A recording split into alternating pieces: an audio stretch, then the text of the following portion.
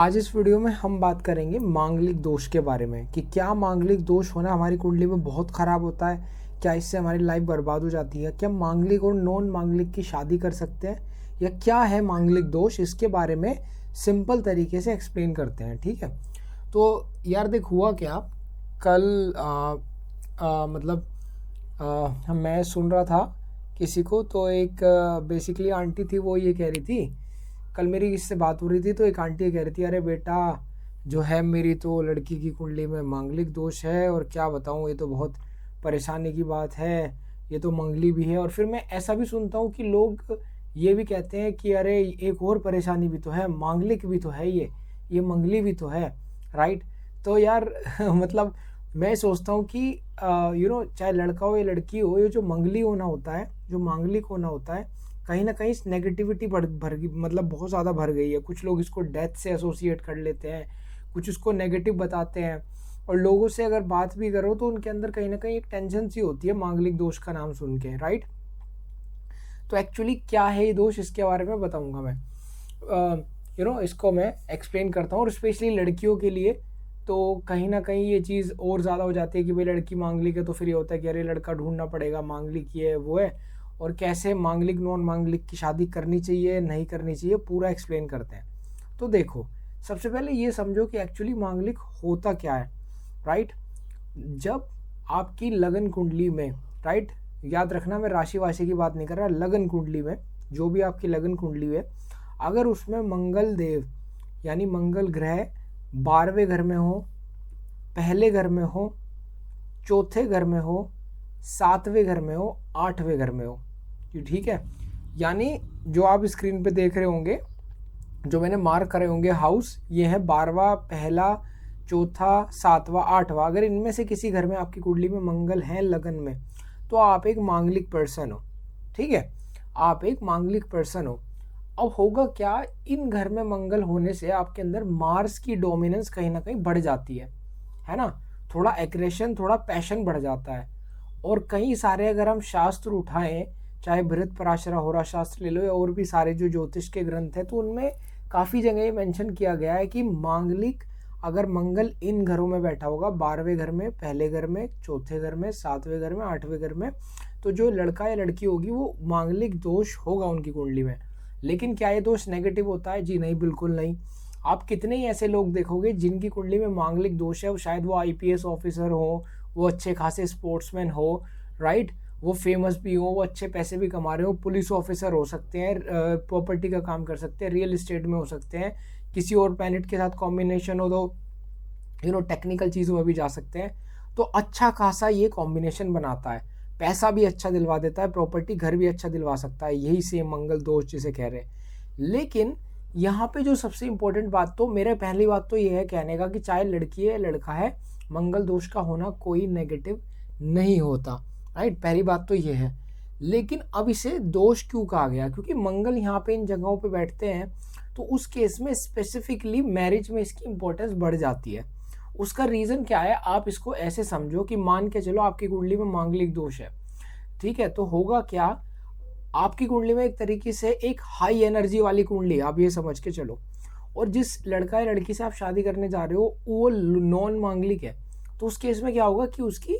Low energy वाली कुंडली है। तो होगा क्या, अगर आप दोनों साथ में जाते हो, अभी मैं थोड़ा सा और एक्सप्लेन करूंगा कि थोड़ा और भी कैसे देखते हैं, मून चार्ट का भी क्या रोल आता है, डबल मांगलिक क्या होता है, सिंगल मांगलिक क्या होता है, पूरा बताऊंगा जो आजकल ये कॉन्सेप्ट चल रहे हैं। तो होगा क्या, आप मांगलिक हो तो आपकी हाई एनर्जी वाली कुंडली है, नॉन मांगलिक अगर किसी लड़के या लड़की से आप शादी करते हो तो उसकी लो एनर्जी वाली है। तो कई बार यार देखा क्या गया, प्रैक्टिकली मैं तुम्हें बताऊं सिंपल लैंग्वेज में, तो कई बार ना एनर्जी भी मैच नहीं होती,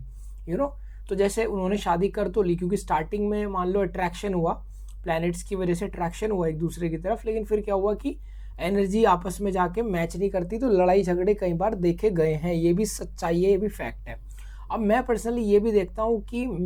to be honest with you, मैं बड़ा फ्रैंक हूँ, तो सेक्सुअल इनकम्पैटिबिलिटी भी हो सकती है इसमें काफ़ी हद तक। उसका रीज़न ये है कि जो मंगल है, जो मांगलिक पर्सन होता है, उसके अंदर कहीं ना कहीं पैशन ज़्यादा होता है, तो सेक्सुअल एनर्जी भी हाई रहती है, और जो नॉन मांगलिक है वो थोड़ा सा इस मामले में ठंडे होते हैं, ये बात भी ध्यान रखना। तो वहाँ पे जब वो एनर्जी मैच नहीं होती, तो वो भी एक रीज़न बन जाता है कई बार मांगलिक और नॉन मांगलिक में थोड़ी प्रॉब्लम होने का या ब्रेक होने का। ठीक है, अब जहाँ तक बात है, लोग कहते हैं मृत्यु हो जाती है, ये वो तो देखो भगवान के हाथ में है, उसमें तो मैं नहीं पढ़ना चाहूँगा, ना मैं उस पर कुछ बोलना चाहूँगा। डेथ के बारे में तो एस्ट्रोलॉजी से मैं नहीं मानता कि इसको आपको करना चाहिए। अब सबसे इम्पोर्टेंट बात ये है कि अगर आप मांगलिक हो और दूसरा जो बंदा है, बंदी है, लड़का है, लड़की जिससे आप शादी करते हो वो भी मांगलिक है, तो क्या होगा? तो ये अच्छा रहेगा, क्योंकि लोहा ही लोहे को काटता है, जैसे आपने सुना होगा। तो उसी तरह से मांगलिक दोष अगर आपकी कुंडली में भी है और सामने वाले की कुंडली में भी है और आप दोनों शादी कर लेते हो, तो आप दोनों के जो दोष हैं एक दूसरे से टकरा के कैंसिल हो जाते हैं। या फिर मैं इसको ऐसे भी समझा सकता हूँ आपको कि आप दोनों जो हाई एनर्जी वाले इंसान हो, जब आप शादी करोगे तो आप दोनों की फ्रीक्वेंसी मैच होती है, तो वो ना हर लेवल पे मैच होगी, प्लस साथ में बेड पे सेक्सुअल कंपैटिबिलिटी में भी फायदा मिलता है, राइट। तो इसी वजह से कहा जाता है कि भाई मांगलिक की मांगलिक से कराओ, नॉन मांगलिक की नॉन मांगलिक से कराओ। ये तो सिंपल लैंग्वेज में मैंने आपको समझा दिया, राइट। तो ये एक इम्पॉर्टेंट रीज़न होता है जो कहीं ना कहीं आप देखोगे कि इसीलिए कहा जाता है कि मांगलिक की मांगलिक से, नॉन मांगलिक की नॉन मांगलिक से। अब इसमें कुछ कॉन्सेप्ट और आते हैं कि जैसे मान के चलो, अब इसमें एक चीज़ और होती है, जैसे मान के चलो आप लगन से मांगलिक हो, राइट, और जो सामने वाला पार्टनर है वो चंद्र लगन से मांगलिक है, तो कई बार आप जब कंसल्टेशन किसी ज्योतिषी को दिखाते हो तो उस केस में भी क्या होता है कि शादी करवा दी जाती है, शादी के चांसेस अच्छे बन जाते हैं, क्योंकि चंद्रमा से भी काफ़ी इंपॉर्टेंट होता है देखना। देखो, देखने वाले तो लगन, चंद्रमा और शुक्र तीनों से भी देखते हैं, लेकिन मेरा मानना है मेजोरिटी में लगन से मांगलिक दोष देखना और चंद्रमा से देखना ज़रूरी है। अब जैसे मान के चलो तुम चंद्रमा से मांगलिक हो और सामने वाले जो पार्टनर है आपका वो लगन से मांगलिक है, तो उस केस में भी चांसेस बनते हैं शादी करवाने के, क्योंकि उसमें क्या होता है ना कि जैसे आपका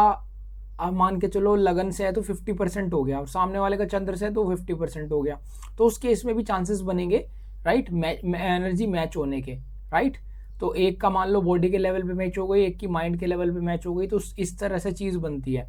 तो ये भी कई बार देखते हैं, इसीलिए ऐसा नहीं है कि सिर्फ लगन से ही देखना है, चंद्रमा से भी देखना होता है इसमें,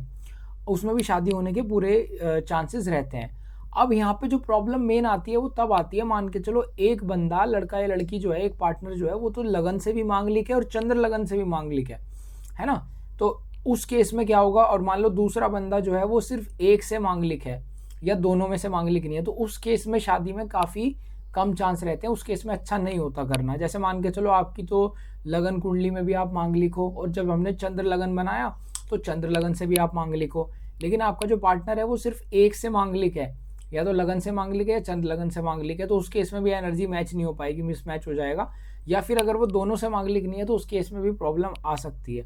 राइट। तो ये चीज़ है, ऐसा भी होता है। अब इसके बाद कुछ और एक्सेप्शंस आते हैं, जैसे सैटर्न से कई बार मंगल का डेबिलिट, मतलब मंगल कैंसिल हो जाता है, कई बार मार्स रेट्रोग्रेड होने से, कई बार मार्स का पर्टिकुलर साइन में, पाइसीज में किसी हाउस में बैठने से भी कहते हैं कि मंगल दोष घट जाता है, कैंसिल हो जाता है। तो उन सब चीज़ों के लिए आपको किसी अच्छे ज्योतिषी को अपनी कुंडली दिखानी चाहिए, और मैच मेकिंग करवाते टाइम इन सब चीज़ों के बारे में भी पूछना चाहिए। और सबसे इम्पोर्टेंट बात यह है कि इसके अलावा जब मैच मेकिंग होती है, कुंडली मिलान होता है, तो और भी बहुत सारी चीज़ें देखी जाती हैं कंपैटिबिलिटी के लिए, लेकिन ये भी one of the important factor होता है। तो एक सिंपल सी चीज़ मैं आपको बता रहा हूँ कि सिर्फ जैसे मान के चलो, तो अब मैं अगर सिंपल लैंग्वेज में बोलूँ तो बेस्ट तो यही रहता है। देखो, to be honest with you, जो मैंने प्रैक्टिकली देखा है कि अगर दोनों मांगलिक वाले कर लें तो बेटर है। हाँ, इसमें ये चीज़ ज़रूर है कि अगर एक बंदा, मान लो आप लगन से हो, मांगलिक हो, लेकिन आपका पार्टनर चंद्र लगन से है, तो भी सही चल जाएगा, क्योंकि मैंने अपनी एक्सपीरियंस में ऐसा देखा है, और मैंने कुछ लोगों से डिस्कस भी किया, कुछ अच्छे एस्ट्रोलॉजर से, ब्राह्मणों से जो अच्छी नॉलेज रखते हैं, तो उन्होंने भी ये चीज़ रिकमेंड करी, और मैंने प्रैक्टिकली देखा कि लड़का जो है वो लगन से मांगलिक था और लड़की जो थी वो लगन से मांगलिक नहीं थी, लेकिन जब मैंने उनको लड़की का चंद्र लगन बनाया तो चंद्र लगन से लड़की मांगलिक की थी। तो कहीं ना कहीं 50% ये हुआ, 50% वो भी मैच कर गया। फिर मैंने ऐसा भी देखा कि लड़का जो था वो लगन से मांगलिक नहीं था, लेकिन चंद्र लगन से मांगलिक था। फिर दूसरी लड़की जो थी वो लगन से मांगलिक थी, चंद्र लगन से मांगलिक नहीं थी। दोनों की एनर्जी मैच हुई, बड़ी हरा, कोई प्रॉब्लम नहीं, अच्छी खासी मैरिड लाइफ चल रही है।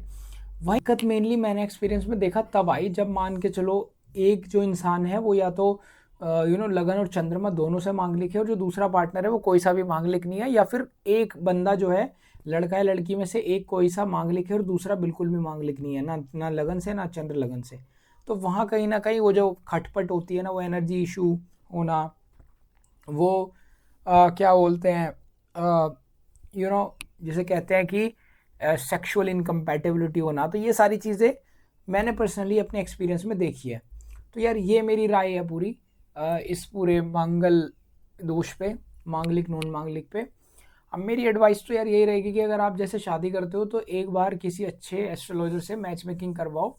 और इसमें कई बार क्या होता है कि आपकी कुंडली के हिसाब से ना मंगल दोष, सामने वाले की कुंडली में और प्लैनेट्स कहाँ बैठे हैं, राहु सैटर्न वगैरह, तो कई बार कैंसिल भी हो जाता है। तो उसके लिए कोई अच्छा एस्ट्रोलॉजर देखेगा तब बेटर रहेगा। पर हाँ, ये चीज़ ज़रूर है कि मोस्ट ऑफ द केसेस में आप देखोगे कि अगर दोनों ही है मांगलिक या दोनों ही नॉन मांगलिक है, फिर तो कोई प्रॉब्लम ही नहीं है। पर ये सारे कॉन्सेप्ट भी लगते हैं। तो मुझे उम्मीद है आपको कुछ समझ आया होगा, कुछ क्लियरिटी हुई होगी मंगल दोष के बारे में। और अगर आपका कोई क्वेश्चन है तो कमेंट करके ज़रूर बताना।